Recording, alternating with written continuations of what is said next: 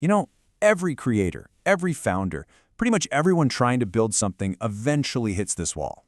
On one side, you've got this intense, incredible drive to grow and reach more people. But on the other, there's the very real, very draining risk of just complete burnout. It's the ultimate dilemma, right? How do you scale your success without totally sacrificing your sanity in the process? And hey, if you've been feeling this strain, I want you to know you are so far from being alone.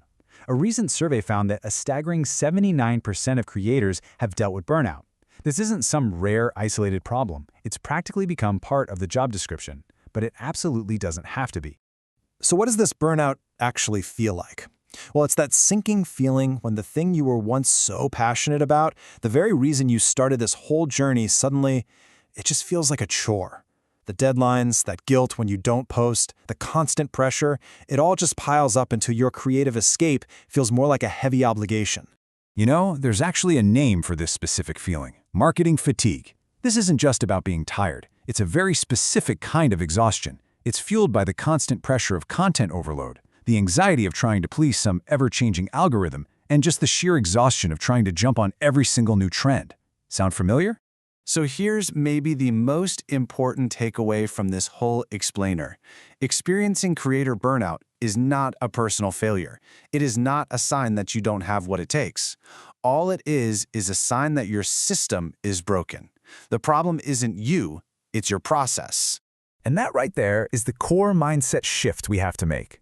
The answer is never to just work harder or grind more. That's just a one-way ticket to more exhaustion. The real solution is to take a step back and build smarter systems that actually work for you, not against you. So what does a smarter system even look like? Well, let's compare two approaches. Over on the left, you've got the burnout method, basically reinventing the wheel with every single thing you create. But on the right, you have this sustainable method, thinking in terms of one masterpiece, many miniatures. The idea is you create one big, amazing piece of content, and then you cleverly break it down into lots of smaller pieces.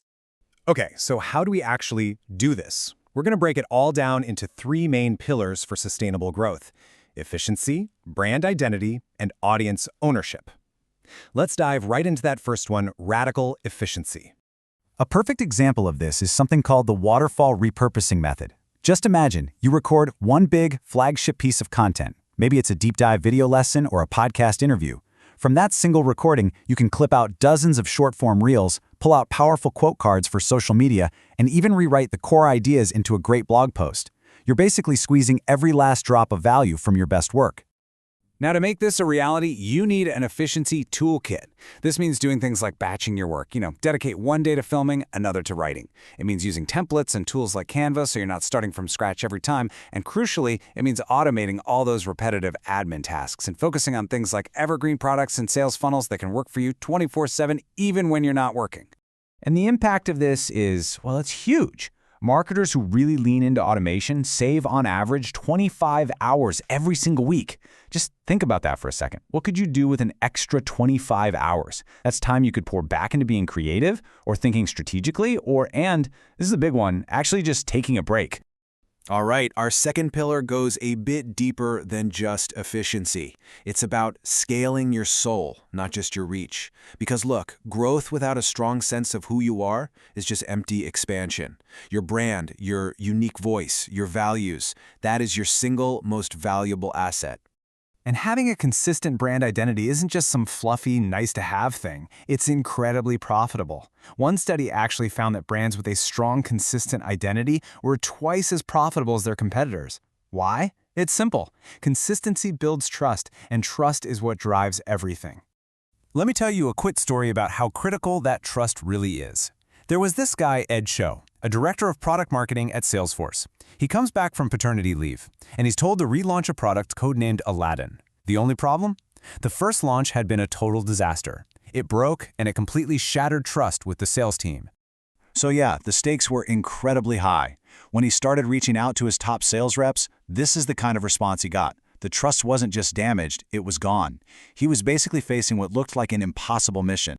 So how did he possibly turn this around? Well, it wasn't with more hype or flashy marketing. It was a really systematic approach to rebuilding trust. He figured out everyone who'd been burned. He set up meetings just to listen to them vent. He led every single conversation with honesty and humility, admitting where they messed up. And most importantly, he made sure the new marketing message was perfectly aligned with what the product could actually do. No more overpromising. The success of that whole relaunch just drives home this powerful truth. Consistency pays.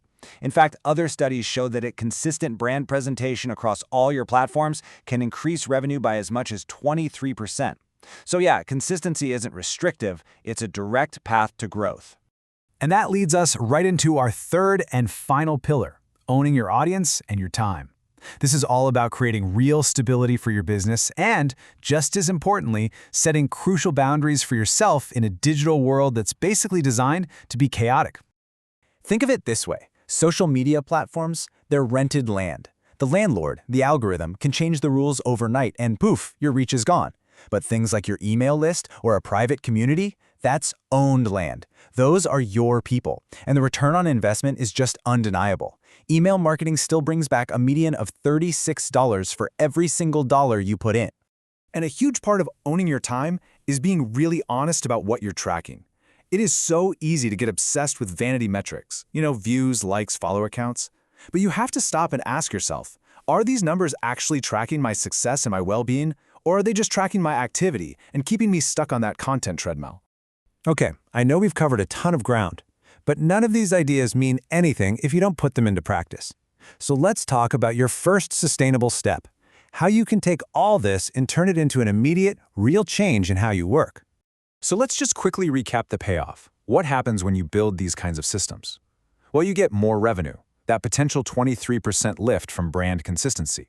You get more time, those 25 hours a week we talked about. And you actually get more connection with your audience, because the way the market is shifting is perfectly in your favor. And honestly, this is the best part. The timing for this shift could not be more perfect. The market has changed. Audiences are kind of tired of that hyper-polished, overproduced stuff. They're craving authenticity. People want to see the real, natural, and relatable you. Which means you don't need a Hollywood budget. You just need to show up as yourself. So here is your immediate call to action. Don't try to change everything all at once. That's just a recipe for overwhelm. Instead, just ask yourself this one simple question. What is the single task that, if I automated or systemized it, would give me back the most time and energy this week? Just start there. And I want to leave you with this final, really crucial question to think about. Because at the end of the day, all of these strategies and systems, they all boil down to this one thing. Are you building a business that is designed to serve your life, or are you living a life that just serves your business? The choice and the power to change it is all yours.